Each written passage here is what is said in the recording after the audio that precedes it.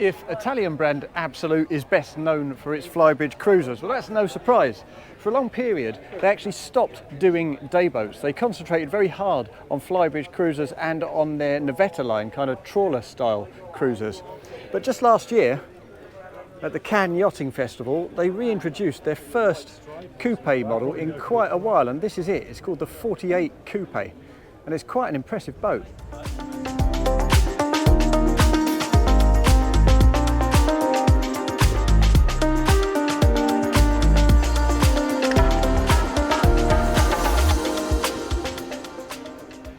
Now let's step on board via this passerelle. There's a huge swim platform down here.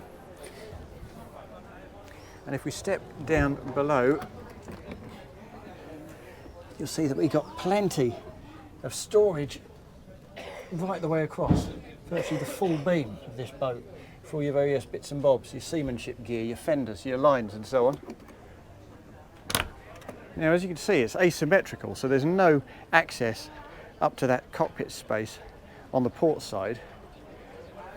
But if we pop through on the starboard side, what we see here is essentially, though full here for the boat show because it's an owner's boat, what you get here as standard is an empty deck.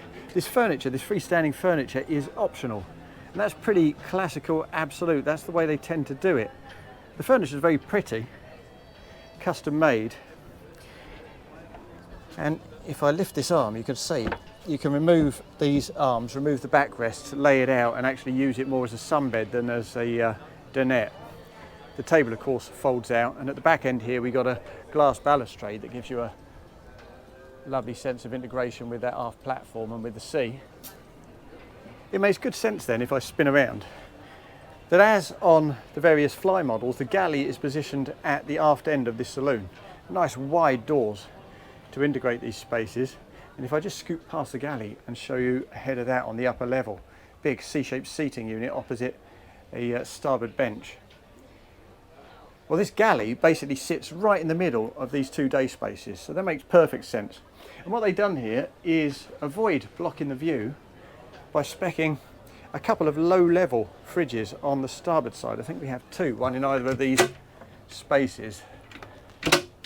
There we are, plus an additional wine fridge just here.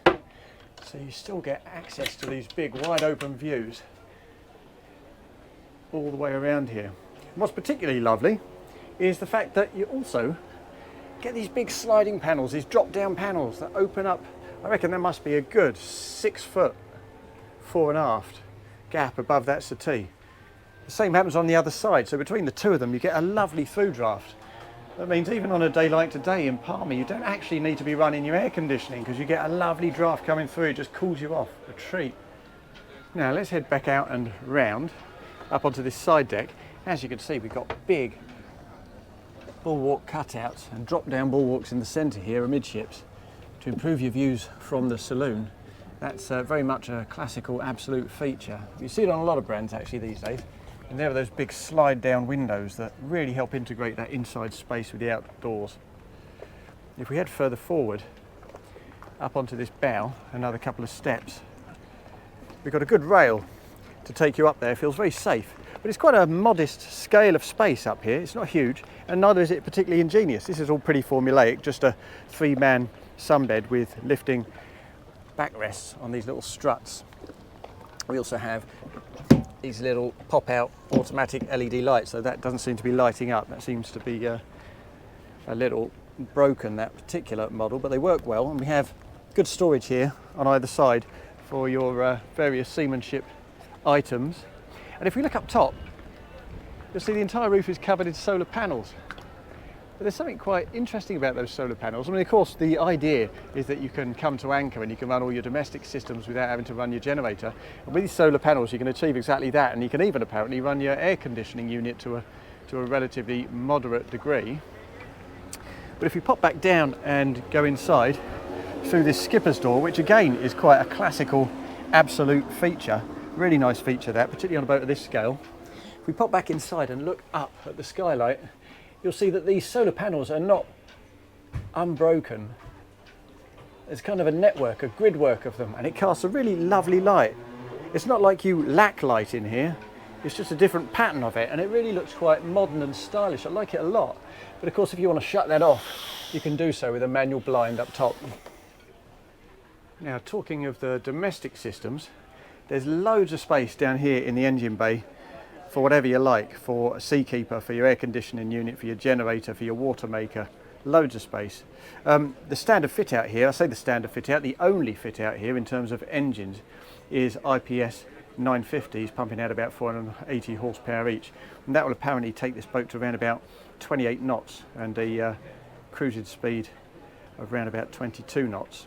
So it's by no means a performance boat, but in terms of the day boating provision, it's really impressive. Very, very nicely arranged. I like it a lot. Now let's pop forward and take a look at this helm station, because as I say, you have the skipper's door there, and rather cleverly they positioned the joystick right there too, so you can straddle this space with one hand on the joystick like that, enjoying a view like that forward and aft. So it really couldn't be easier in that regard. There's no secondary helm position in the cockpit, but of course this is not a fishing boat, it's not a flybridge, and it's not a particularly big boat either, so there's no need for it. What is quite interesting, you don't often see this, is all your switch gear right here on the port side in full view. Very, very accessible. Your fuse board. You don't expect that, and there's no reason it shouldn't be there. Absolute does tend to do things very much its own way. Now if we pop down below, you'll see there's a big, big aperture and plenty of light coming down from that raked screen. And what we have here, I think, has the power to surprise a little bit. We'll save the best bit to the end, I think. Firstly, we have a day heads on the port side. It's perfectly serviceable, but there's a separate shower, but no window in the main compartment, just a little opening porthole to let the steam get out. Headroom is very good, as you can see there. If I spin myself around, on the opposite side, you drop down into a twin cabin running fore and aft. Now the window in here is very good. We also have a useful bit of hanging storage in here. It's really quite impressive. As standard, it comes as a twin like this, fixed, but you can have it with a push button mechanism to turn this into a convertible double as well. Now forward of this space, I like these woods very much, by the way. It's making really good use of the available light. We get to the forward space, and there in the V of the bow, you actually have a little desk unit, because the bed runs at a sort of diagonal angle from that starboard side, and it's all the better for it. There's loads of room to orbit this bed, and when you sit up, careful not to mess up their arrangement, the views are tremendous. I mean, look at that directly behind you. It's a really nice way to do it. It's very unexpected, but as I say, Absolute very much designs things its own way. Here, of course, we have a little mirror built into the dressing table there. We also have some switches for the lights, plus a power point down there.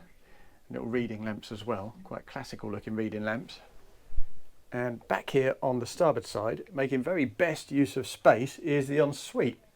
We have a separate shower in there, no rain shower, but it's a very attractive space, decent size too. Interesting angles, you can see they're eking out every single possible inch they can. But it doesn't feel like there are any pinch points in here particularly. Part of the reason for that, of course, is the fact that we use sliding doors here for the ensuite and also for the cabin access. All over this boat, sliding doors. If we turn left and head further aft, we drop down a couple of steps there, and then another quite substantial step to generate excellent headroom. And of course, on the higher levels, where you step up, there is a moulding from the main deck just here, which threatens to give you a little knock on the head if you're not careful. But by and large, space in here is very, very good indeed. We've got a fore and aft bed.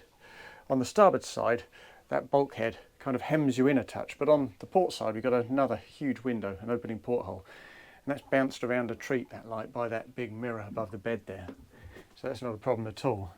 And it means we do benefit from a nice big walk-in wardrobe, which is a real treat on a boat of this size. Great for a longer term cruise, with an automatic light that comes on when you open it. We've also got a washing machine down there, again ideal for longer term cruising, plus some handy shelving there and additional storage units, plus additional storage units at the head end of the bed there on either side, and charging points.